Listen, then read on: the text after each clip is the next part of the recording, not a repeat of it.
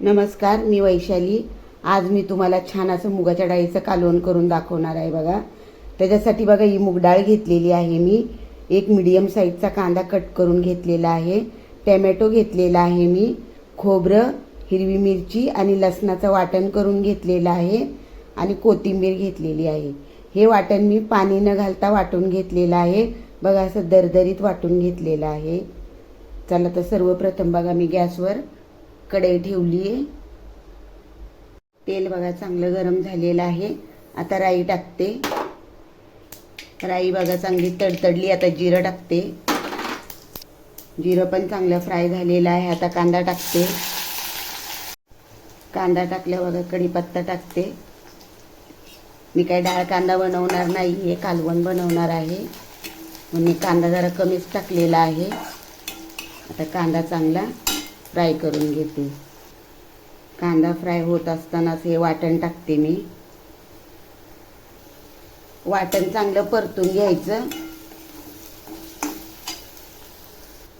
वाटण बघा चांगलं परतलेलं आहे। आता हे आमचं घरगुती लाल तिखट, हळद आणि मीठ टाकते। ह्या मसाल्यामध्ये आमचे ना सर्व गरम मसाले असतात घरगुती लाल तिखटामध्ये, त्याच्यामुळे मी एक्स्ट्रा काही गरम मसाले टाकले नाही आहेत। आता याला छान परतून घ्यायचं। मसाला बघा छान असा परतून झालेला आहे। आता टोमॅटो टाकते। टोमॅटोही चांगला असा मऊ करून घ्यायचा।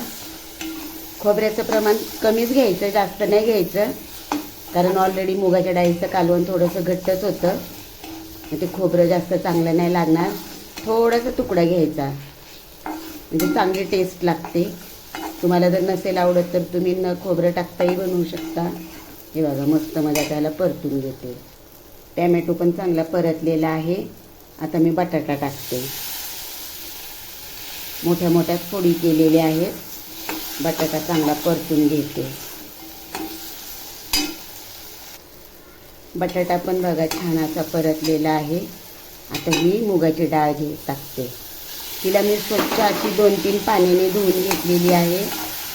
पावडर असते ना म्हणून स्वच्छ धुवून घ्यायची।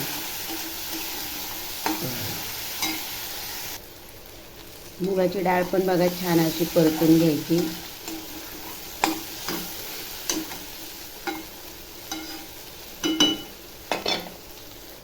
मुगाची डाळ परतलेली आहे बघा। वरून थोडीशी कोथिंबीर पण टाकते। त्यामध्ये कोथिंबीर टाकल्यावर ही परतून घेते। बघू शकता तुम्ही छान असं परतलेलं आहे बघा। आता हे गरम पाणी टाकते मी। मला जेवढं कालवण हवं आहे तेवढं मी पाणी टाकलेलं आहे। मस्त मध्ये याला मिक्स करून घेतले। आता मीठ चेक करते मी, नंतर मीठ नाही टाकायचं, कालवण शिजत असतानाच मीठ टाकायचं, म्हणजे छान असं मिक्स होतं आणि चव छान लागते। पहिलं पण मी मीठ टाकलेलं, पण थोडंसं आळणी लागत होतं म्हणून मीठ टाकलं। हे बघा आता मस्त मध्ये याला मी शिजवून घेते। हे बघा तयार झालेलं आहे कालवण बघा। जास्त घट्ट पण नाही आणि जास्त पातळ पण नाही आहे। भाकरीबरोबर पण तुम्ही चुरून खाऊ शकता, भाताबरोबर खाऊ शकता। डाळीचा पण बघा जास्त गाळ झालेला नाही आहे, म्हणजे छान अशी डाळ शिजलेली आहे। तुम्हाला हवं तर तुम्ही कुकरमध्ये पण करू शकता, मी कढईमध्ये केलेलं आहे। आता वरून थोडीशी मी कोथिंबीर टाकते।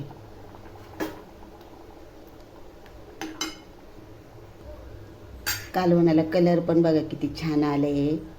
तेलामध्ये सर्व मसाले परतले ना म्हणून छान कलर आलेला आहे। बटाटा पण बघा चांगला असा शिजलेला आहे मस्त मध्ये। तर कसं वाटलं मी बनवलेलं कालवण तुम्हाला मुगाच्या डाळीचं, हे मला कमेंट करून सांगा आणि लाईक करत जाओ। खूप म्हणजे असं गरज आहे, करत जावं लाईक।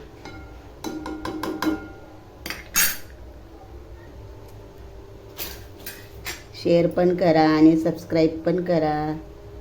चला तर मग बाय।